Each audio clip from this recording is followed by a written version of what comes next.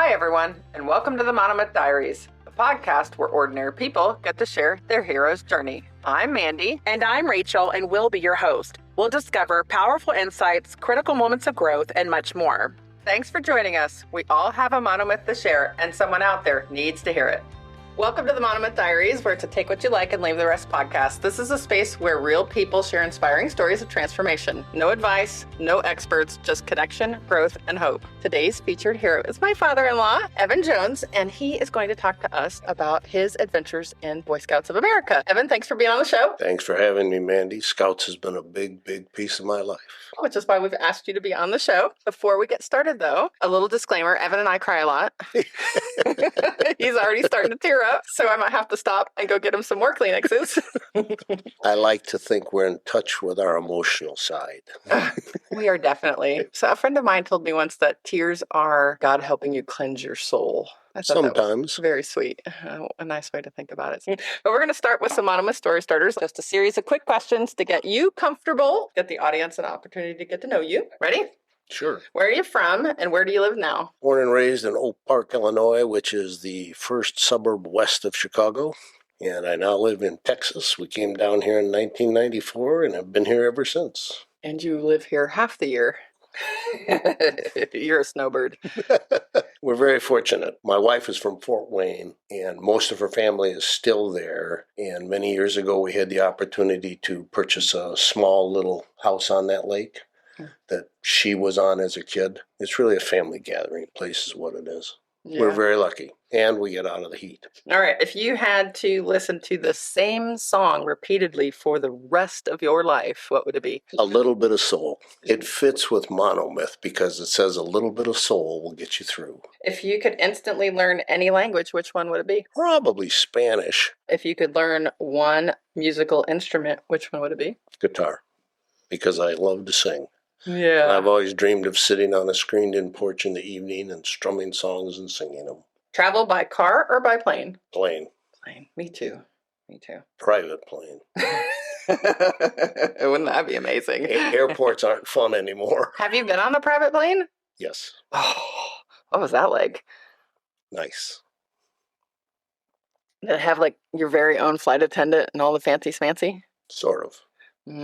Jealous. I've never been ridden in business class. That's nice, too. What's your favorite holiday tradition?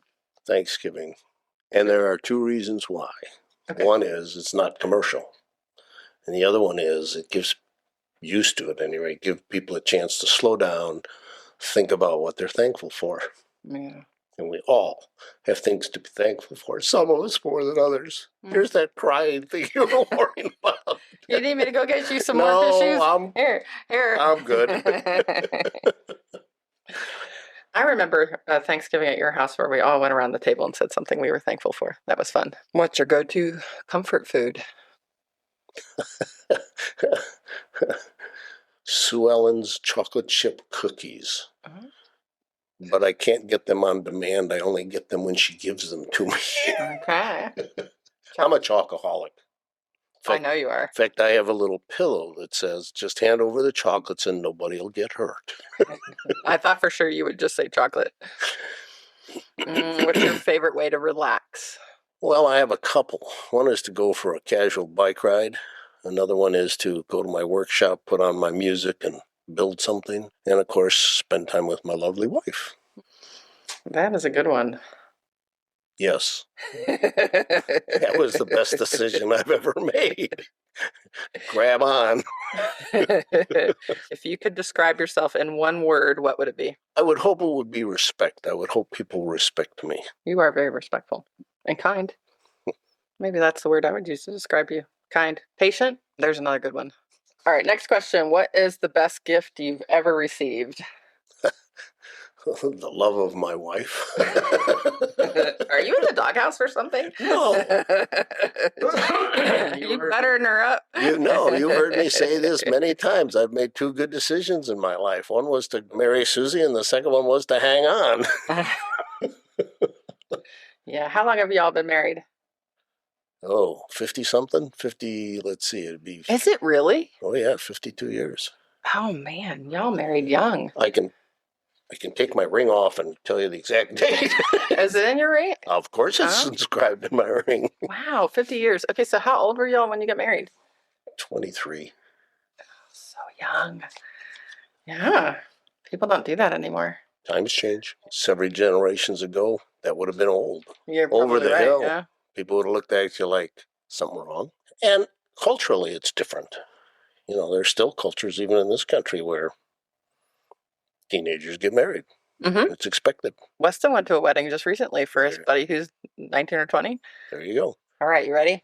I'm ready. Okay. Well, we're going to start in your early years. Don't you have to put a disclaimer in here that you and I have had many a long chat? I'm sure our audience knows since you're my father-in-law, we talk a lot. Which I hold in the highest regard. Well, I call you guys all the time for And we your love experience. it. And we love it. Yeah, I really appreciate having people in my life that are good mentors. You, Susie, Diane, Pete, Sure. people I talk about on the show all the time. Yep. I'm sure if people want to go back and listen to my Monomyth, I talk about you guys. Cindy, our very first guest, talks about you guys as well. Today we're going to focus on your scouting adventure, though. So let's rewind the clock and go back all the way to when you were little and talk about your early life. What were some of the challenges that you faced growing up? What was your life like as a little kid? I lived in an apartment. First house I lived in was the first house I bought. My dad died when I was 12. My dad was sick most of the life I knew him. I don't ever remember playing catch with him. I don't ever remember him hugging me or saying he loved me. My mother was the opposite. Deeply religious, Christian, did not wear it on her sleeve, but she lived the example. She loved unconditionally. The word hate wasn't in her vocabulary or her emotional being, which I'm thankful for because I have inherited that trait. I don't hate anybody. It just that emotion isn't there. And I'm sure I got that from my mom. But she was quiet, unassuming, up till age of 12 when my dad died. Then we went through, for lack of a better phrase, several years that were very dark. And we don't need to go into all those details. Everybody gets curveballs and bad cards and things go wrong in their lives. We had 2 or 3 years that were pretty black and left scars. And then I spent a lot of time trying to sort that out, the baggage out, et cetera, et cetera, et cetera. And when I mean a lot of time, I mean all the way through, well, I'm still sorting out some of it. But probably the early 30s or 40s is when I probably had unpacked most of those boxes. That's probably enough for now. Yeah, we don't need to dwell on it, but life was there. It had some challenges for you, especially not having a dad. So tell us, how did you find scouting? Well, you know, you gave me a list of questions to think about, and when I reflected back, it was more of a process, an evolution. But for the sake of this conversation, I joined Cub Scouts because it looked like fun. My buddies were joining it. I was, 8? I just remember getting in trouble and getting bad grades. That's all I remember about second grade. And then joining Cub Scouts with a couple of my buddies. But I just remember it as den meetings and fun. It wasn't until I got into Boy Scouts that I have a clearer recollection and can now look back and see more of the impact scouting has had on me. Violently good. I mean, tremendously good in my case. For people who are unfamiliar with scouting, it used to be called Boy Scouts of America. And in my mind, it still is, but that's just because I change slowly sometimes. Yeah. I think it's a great program, and I think it's wonderful that girls can now maybe benefit from them the way I benefited from them and the way lots of other kids have benefited from them, because it's a fundamentally good, sound program. Hold on, let's back up just a little bit further. So we have Cub Scouts and we have Scouting, right? We have Cub Scouts, which is for kids, kindergarten. 8 to 11 or something like that. 06. Yeah, they now start in kindergarten and end in 5th grade when they transition into Scouting, which is for mid-5th grade through the age of 18. We need to talk about what scouting is really quickly. In your mind, what is the purpose of scouting? Lord Baden-Powell stated it well, and I'm not sure I can quote him, but he discovered lots of people who just didn't have life skills, didn't know how to cook, didn't know how to put buttons on coats, didn't know how to do anything for practical purposes. And his goal was to provide a structure so that when kids grew up, they would have all kinds of good life skills as reflected in the merit badges and the ranks, life-saving, first aid, cycling, and of course now they've added communications and electronics and astronomy and all kinds of life skills within a value structure, for lack of a better phrase, that is good and sound. Am I allowed to tell stories? Of course.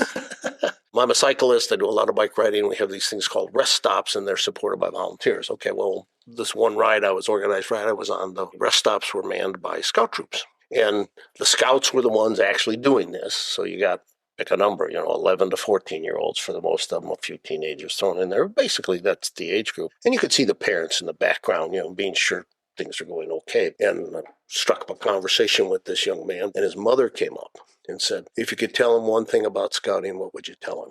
And I looked at him, and if I can get through this story, I looked at him and I said, it would be great if you became an Eagle Scout. That's a wonderful achievement. But as long as you keep the oath, the promise, the slogan, and the motto in your head, and you live by those, you'll be fine and you'll be happy in life. And that really sort of captured the intellectual, the emotional, the value side of scouting. It's just a good construct. The 10 Commandments is a good construct. There are a lot of them out there. I happen to be immersed in the scouting one. That, to me, is scouting. It's sort of the moral, I hate to use the word moral, solid value system constructs. If you live within those, you're going to be okay in life. And then the skills that they get trained, like I can sew a button and I can tie knots. I still use the knots today. I can life save. Each one of my kids has saved somebody's life, either through their scout training or training that I've passed on to them because I learned it in scouting. Just skills that come in really handy all through life. So scouting is teaching life skills, moral values, or a value system, and leadership. I think leadership was a big one for Weston, learning to lead other boys in the things that you've learned. It was a big component for him in his scouting journey. I prefer to think scouting allows those with leadership capabilities and qualities to exercise them, to learn how to use them, to refine that skill, that ability. I mean, not every kid that comes through scouting is a leader, but those who have those capabilities or have those tendencies, I can think of no better training than that. I was asked once, just before I retired, where did my leadership skills come from? And I hadn't really thought about it, and I finally looked at him and I said, from scouting. That's where I was allowed to be a leader and fail. My classic example of that is when I was a young scout, I went to a camporee, that's when a bunch of troops get together and do stuff. And there are a couple of troops that, boy, they marched in just right, and they were all in lines, and wow, that's a sharp troop. And I realized that troop that looked so cool, so sharp, they marched just right and everything else, that was an adult-led troop. Kids 12, 14 years old don't know how to lead that well. We're the ones that sort of wobble around and they get the, hey, Harry, you're supposed to be over here. Bill, you forgot your neckerchief. The ones that are, sort of in the middle, those kids are probably learning lots more because those are typically boy-run troops. They're learning and exposing, allowed to fail, allowed to be pulled aside by one of the senior scouts or an adult and saying, next time you get in that situation, why don't you try this? So to me, scouting allows those with that ability to flourish, to hone it, to become better at it. And I think we probably need to explain what an Eagle Scout is. An Eagle Scout is somebody who has worked through all the ranks, plus what we call merit badges. Very skill-oriented. And then there's also the, citizenship and community, where you have to understand your community, citizenship in the country, citizenship in the world. We're ever expanding horizons to grow as the young person grows. By the time you get to Eagle, you need 21 of those. I don't know what the current requirements are. When I was getting an Eagle, I had, I think, 11 required and 10 optional. And the required ones include things like, life-saving, swimming, citizenship in the community, citizenship in the country, citizenship in the world, first aid. I've forgotten the rest. There's a money one, a finance one. They added another one after Weston Eagled. And that's good because the world has changed. I mean, I don't need to know how to shoe a horse and tie a buggy whip, and True enough. The world's different now, and having to understand computers and the digital world and finance and those, their life skills is what they are. And the Eagle is the last one. That's the big one that takes the longest. And then they're required to do a project. My Eagle Service project, I was in a church, And they had a big kitchen and a big fellowship hall. That was a big deal back then in that church, all kinds of banquets and everything else. But nobody ever quite finished cleaning the kitchen. I mean, it was a big kitchen. It was probably 30 feet by 30 feet because you could serve hundreds of people out of this industrial kitchen. And it always used to bug me that it just wasn't up to standards. So my service project was I cleaned it and fixed stuff in it. And it was like new when I walked out. I was proud of that. It's not a big deal. I mean, it's not going to change the world, but it's service to somebody or something. That was mine. And you get to design it. Part of the conservation project and the service project is you design it, you work it out, you work the details out, you plan it, you get friends. In most cases, you get friends to help you, other scouts help you execute it. So it's an involved process, not trivial. No, it is not. It's a And big you deal. learn life skills and life challenges. And there aren't a lot of Eagle Scouts. It's a very low percentage of boys that'll actually, or girls nowadays, that will actually finish it. It's an extremely low percentage. And in fact, I was talking to somebody who came to Weston's Eagle Scout. Big effort to get there, huge effort to get there. So, well, that's very thoughtful of you. And I says, usually you only make that effort for getting married. He says, anybody can get married. He says, not anybody can be an Eagle Scout. Yeah, you only have till you're 18. That's it. and it's a lot of work. And it's not easy. Yeah, it's not easy. So, but the intent isn't for it to be easy or hard. The intent for it is to, as Lord Babe Powell, original premise was, we have to prepare these kids for life. And by the time you get to the Eagle Scout, you've been through a jillion exercises, intentional, unintentional, by accident, with other kids, with adults, that help you build your moral structure, your value structure, and your skill set. So by the time you're an Eagle Scout, you've got all this stuff in your head and under your belt, so to speak. Your toolbox is full. I think it's important to note, too, that there are a lot of volunteers and mentors along a scouting journey. Do you have anybody that you remember in particular that was a big part of your scouting journey? Yes, there are two people. One of them is Dr. Boyd. He had 3 sons, and he left a troop to start another troop, Troop 14, out of a Methodist church. And I was just getting into Boy Scouts, and I was blessed to join that troop. He wanted a top-notch troop for his 3 boys, and all 3 of them made Eagle, by the way. He was dedicated to it. He went to all the training classes, and we had a great troop. And it was a boy-run troop, so we made lots of mistakes. I can keep you here for weeks with stories of stupid things we did. But we learned. I was thinking of this story last night. When I was at college, as a freshman, believe it or not, we were required to take PE. And one of the classes you could take was marksmanship. So I thought, well, that sounds like fun. So I took marksmanship one semester. Well, we had a ROTC on campus, and the person that ran the marksmanship class, he was a sergeant of some kind, master sergeant. I don't know what kind of sergeant, but he was a sergeant. He was a career Army guy. And he loved kids. You know, I can now look back on it and see that he genuinely loved kids. And so, you know, we get a lot of instruction, safety, and marksmanship and that. And he'd also ask you about your hobbies and what you like, and, you know, just sort of just being a really good guy. And he learned about my scouting in grade school and high school while I was at college now. And he says, well, do you want to continue in scouting? Interesting. He was sharp enough to know the break between high school and college. You're involved with these kids all the way through high school. And then when you get to college, it's like, oh, next chapter, and scouting's not part of it. I said, sure. And he introduced me to a guy in town, Dick Johnson, who was a scoutmaster at a local church. And I became the assistant scoutmaster. Dick Johnson was one of the brightest, nicest, best people that's ever walked this planet. Super duper guy. I can tell you Dick Johnson's stories forever. And anyway, I became his assistant scoutmaster, and Dick really didn't have the time to be a scoutmaster. He was doing it because he had a good scouting experience, and he knew that you could have positive impacts on kids through scouting. Whether they get to be Eagle Scouts or not is another story, but you can nudge them in the right direction, you know. I became their adopted 5th son. I sat at the head table at the weddings. I actually gave his eulogy at his funeral. And he was very, very influential in me. Again, absent a dad. Enough said. And, you know, I can look back on scouting now and see people who did good things for me that I didn't even know it at the time. Like John Barton. allowing us to be this screwy explorer post. I mean, we took a canoe trip to Canada. We took a canoe trip to Wisconsin. We ran the concession stand at the Scout-O-Ramas, that kind of stuff. He kept us positively engaged in a good environment, and none of us had dads. And that's what scouting's for, right there. I was talking with somebody from our troop about how some of the troops have lost that focus. As you said, they're trying to get their kids to Eagle as the focus rather than helping young boys, giving them a structure, a set of values, which to me is what Boy Scouting really is. When you go, as you have done, to an Eagle Court of Awards, they frequently recite the story, The Trail to Eagle, and that captures it.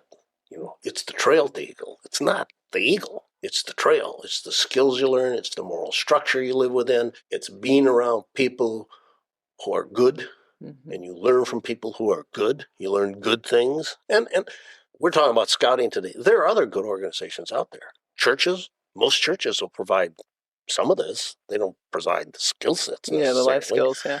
But good people, good intentions. Scouting's not the only good organization out there. It happens to be the one that probably kept me between the rails. Which is why I want to talk about it. Because, on this show, we talk a lot about what helped you be different, what helped you get through hard times and the tools and the things that you learn along the way. If you had perfect parents or grandparents or families, but if you had a really good set of parents and a really good set of grandparents and families, and you attended a really good church, you'd probably get all this stuff. But most of us don't have that blessing. Right. The more I have lived and the more I've gotten to know people, that's the exception, not the rule. And we're blessed to have scouting and a lot of other good organizations too that can supplement what families can't do.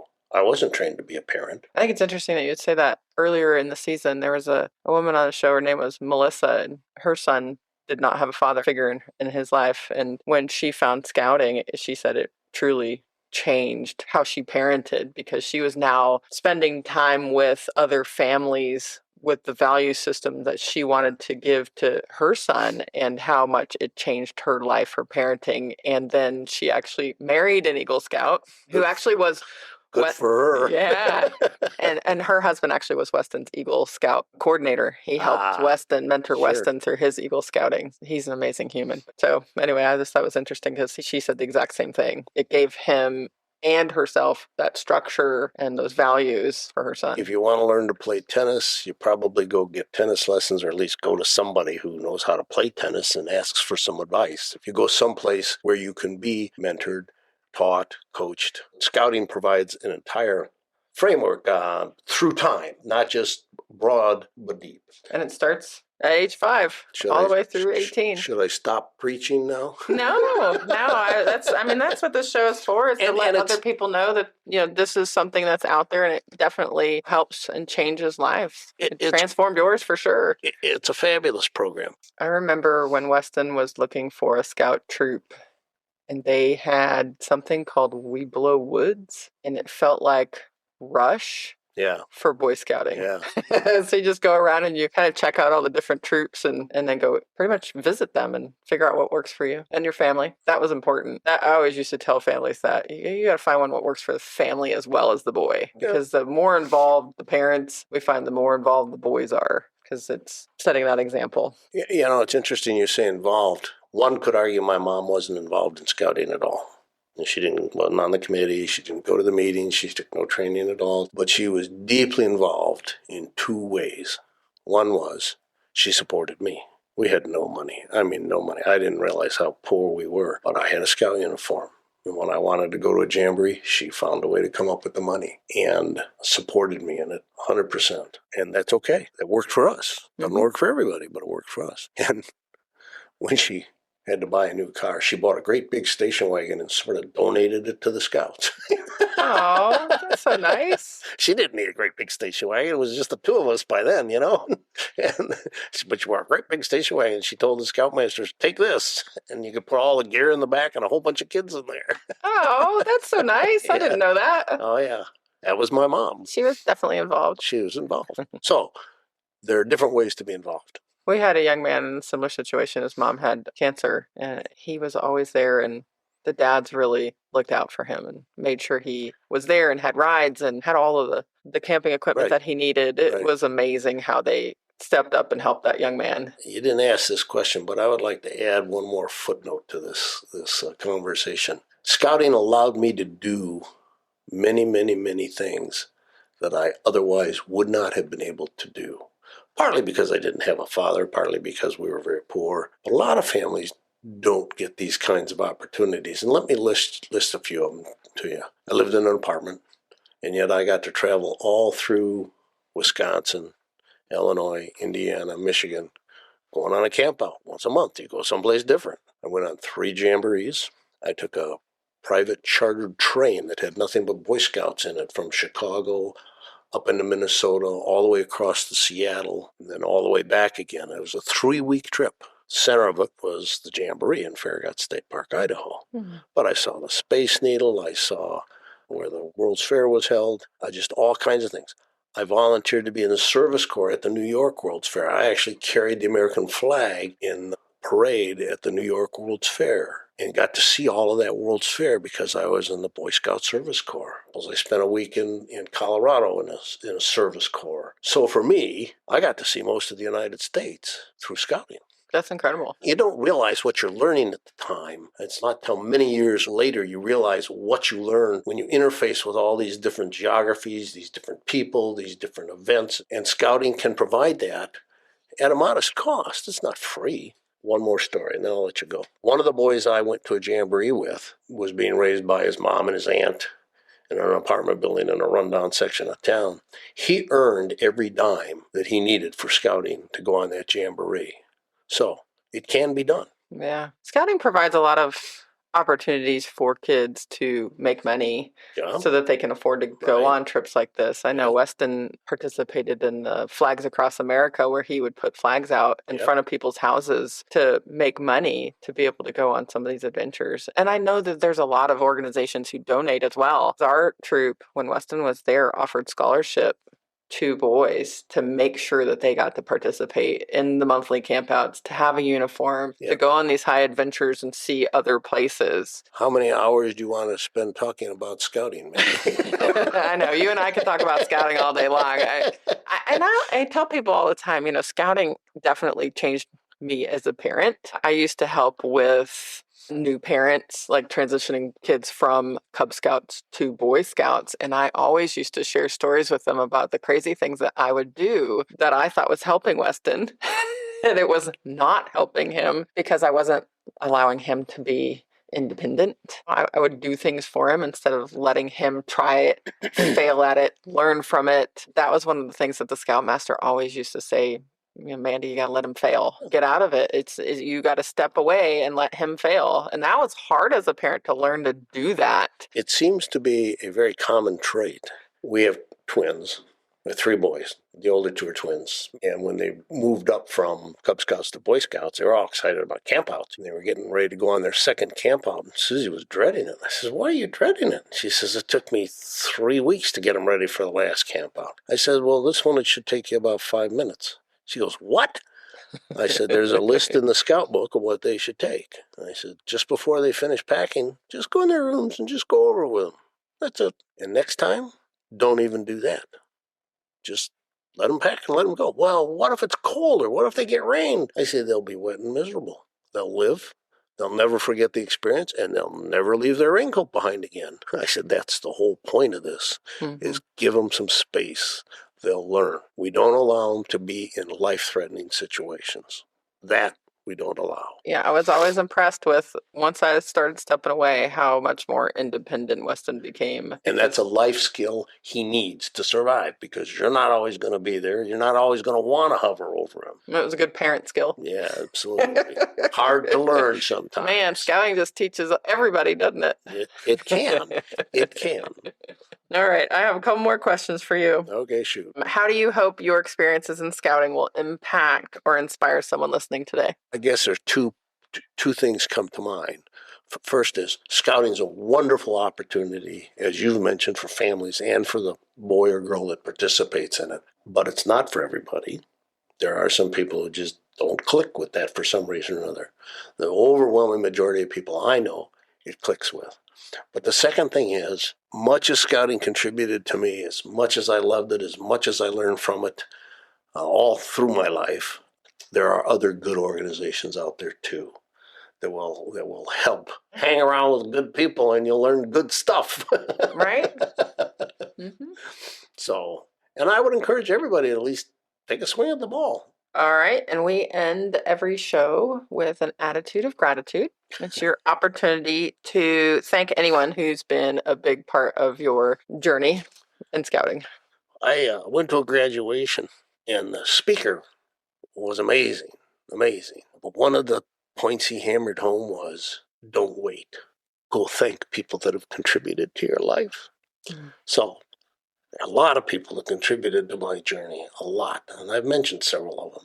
And the journey of our boys, I can't give high enough marks to Susie and how she's contributed not only to the boys but to my life outside of scouting too. But she's always been supportive of it. There are lots of ways you can grow and be thankful. My family's the biggest one right now. Yeah, I'm a lucky man. You are. Well, I'm a lucky girl. I really appreciate you coming on the show, talking about scouting with me. I know, as you said, we could talk about scouting all day long, but people don't have all day. No. Sorry. I really appreciate it, Evan. You're welcome. And I really appreciate all you did for Weston and his scouting journey. I know at one point Weston wanted to quit. Mm-hmm. See, now I'm going to cry. And when Weston gave his speech at his Eagle Scout, that's the part I remember, was him standing on stage, crying, thanking you for helping him through that phase when he really wanted to quit, when it got hard and it wasn't cool anymore to do it. And he wasn't sure he wanted to continue. And you talked him through that. And man, that was a tearjerker for everybody. I remember when my friends said, Mandy, I didn't even cry at my son's Eagle Scout ceremony, but I cried at your son's. So he would not be where he is today if it weren't for you. Truly, you have impacted us so much in our scouting journey and our family in general. So anyway, thank you. And hopefully, when other teenagers hit rough patches like Weston did, there'll be somebody around to help them through it. And if you're in scouting, maybe there's somebody in scouting or in your church or wherever, because we all hit rough patches. Well, I shouldn't say we all. Everybody I know has had a rough patch here or there, and we get help. I'm fortunate that I was there at the right time, at the right place, and could help. Well, thank you. And for our listeners, if they want to know more about scouting, we will make sure that we drop all of that information in the show notes, along with some of the local troops here in Katy, Texas. Sounds good. Thanks for joining us. Thanks for having me. Thanks for joining us on the Monomyth Diaries. If this episode resonates with you or someone you know, we'd love for you to share it and spread the inspiration. Don't forget to follow us wherever you get your podcasts or on YouTube to stay connected. We'd appreciate if you could take a moment and rate and review the podcast. It helps us reach more people with stories of transformation and growth. You can visit us at monomythdiaries.com or text us directly from the show notes to reach out and keep the conversations going. Until next time, heroes, let's journey together through our monomyths.